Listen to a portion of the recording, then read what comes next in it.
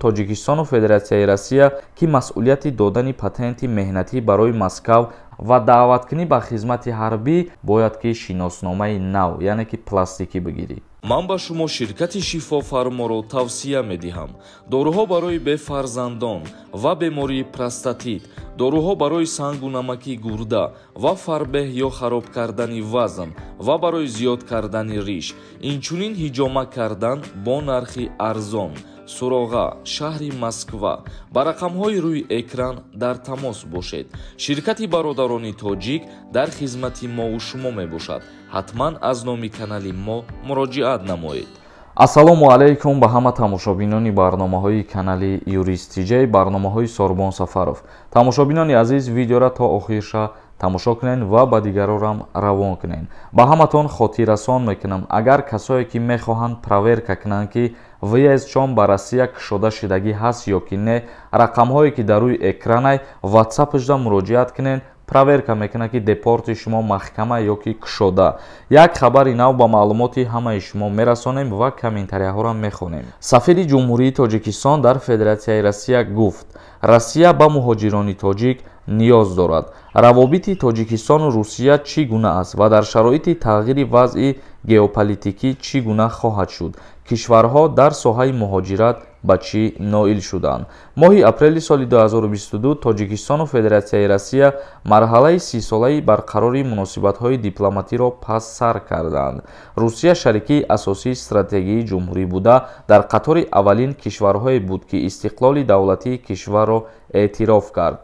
Фролов, сафири Русия дар Тоҷикистон, дар бораи яке аз самтҳои афзалиятноки муносибатҳои Русияву Тоҷикистон ҳамкориҳо дар соҳаи муҳоҷират суҳбат кард. ба гуфтаи ӯ, муҳоҷирати корӣ ҳам барои шаҳрвандони Тоҷикистон ки барои кор ба Русия мераванд ва ҳам барои корфармоёни рус ҷолиб боқӣ мемонад.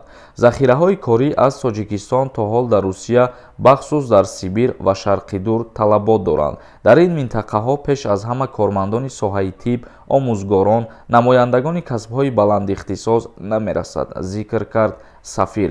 яъне ки махсус дар шаҳри Сибири Федератсияи Россия омӯзгорон ва табибон намерасанд. ба ҳамин хотир қайд намуданд ки Федератсияи Россия ба шаҳрвандони хориҷӣ яъне ки муҳоҷирон ниёз дорад.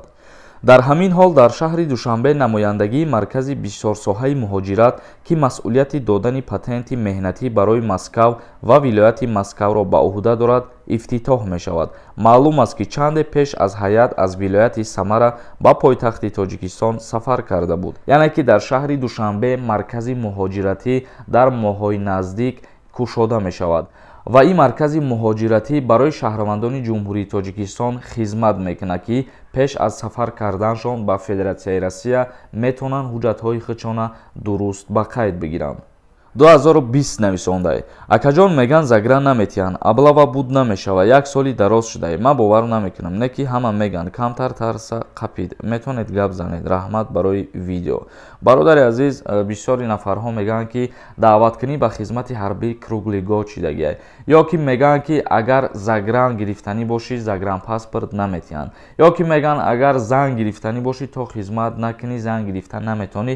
ин гапҳо ҳамаш гапҳои мардумия, ягон асос надоранд. ба ҳама шаҳрвандо загран паспорт дода мешавад ва даъваткунӣ ба хизмати ҳарбӣ танҳо барои ба қайд гирифтани шаҳрвандо мебошад. дилшод қосимзода нависондай: салом алайкум бародар, як савол дар масъалаи курси рубл. дар Яндекс курси рубл 190 сомонӣ, дар бонкҳои Тоҷикистон бошад 160 сомонӣ. ҳамира мефаҳмонден хуб мешӣ. ҷавобша ғарибо интизорам брат, пешакӣ раҳмат. аввалан ин ки Яндекс сайти ҷумҳурии Тоҷикистон нест. курси рубла дар ҷумҳурии Тоҷикистон Бонки Миллии Ҷумҳурӣ эълон мекунад.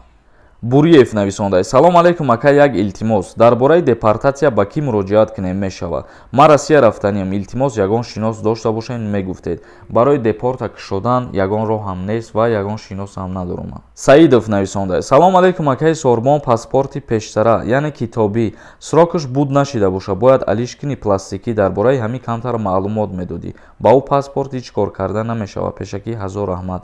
бале бародари азиз, агар ки срокаш буд шидагирам набоша, бояд ки шиносномаи нав яъне ки пластикӣ бигирӣ. Тағоев нависондаи: салом ака, ман студентам, экзаминома супоридам, гостон мондан, мара метавонанд хизмат баранд, илтимос ҷавоб тен. Барои донишҷӯён як қарор пешниҳод кардан ва гуфтанд ки ҳар донишҷӯе ки ба хоҳиши худаш хизмат рафтан мехоҳад, пеш аз муҳлат метавонад ки имтиҳонои худша биспорад, вале те дар инҷа қайд кардагие ки госэкзамента супоридагӣ нести, дар ин ҳолат ба хизмати ҳарбӣ даъват намешайхидад. Сафолов нависондаи: акаи сорбонсози нағзи акаҷон меган одамои алимент биспоранд, Россия рафта наметавонанд. И рост боша ака, Аллоҳ нигаҳбонат бошад. Пешакӣ раҳмат. И гап дуруғ ай. Ҳар касе ки алимент пардохт мекунад, вай дар Федератсияи Россия рам боша, метавонад ки аз ҳамунҷа алимент пулиша роӣ кунад. Танҳо касое ки дар Россия қарор дорен ва алимент меспорен, як чиза ба назар бигирен. Дар ҳоле ки шумо сум роӣ мекунед барои алимент, ҳамун чекҳотона дар як ҷо монед беста, чунки ин зиндагия ягон ҳолатҳое мешавад, баҳсҳо ба вуҷуд меояд ки гӯё шумо алимент наспоридастен, дар ҳамун ҳолат чекҳои шумо зарур мебошанд. Сомон Одинаев нависондаи: ассалому алайкум ака, як шиноса як сол пеш видварени дода буданша. То ҳозира нарафтае, агар ава биқапанша яке дар аэропорт, чӣ ҷарима дора? Илтимос оддӣ карда фаҳмонен. Видварения вақте ки мекунанд, шуморо муҳлат метиҳанд ки аз Федератсияи Россия биброен ва ҷариматон мекунад. Ҳамун постановление ки видварения нависондагие дар як ҷой ҳамун хушрӯбхон гуфта шидагӣ ҳаст ки дар ҳолате ки шумо агар аз Россия берун наброен, дофи диюм ки қапидантон 2 баробар зиёд ҷарима пардохт мекунед ва 1 моҳ рафта дар сахр ва ҳабстон мекунанд. Баъдан икон депортатсия.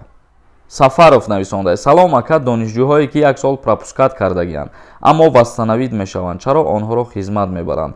Дар ҳолате ки аз курс ғалтидагиянд ва то ҳол мақсад вастанавид кардагӣ нестанд, дар ин ҳолат ба хизмат мебаранд, чунки донишҷӯ ба ҳисоб намехӯранд.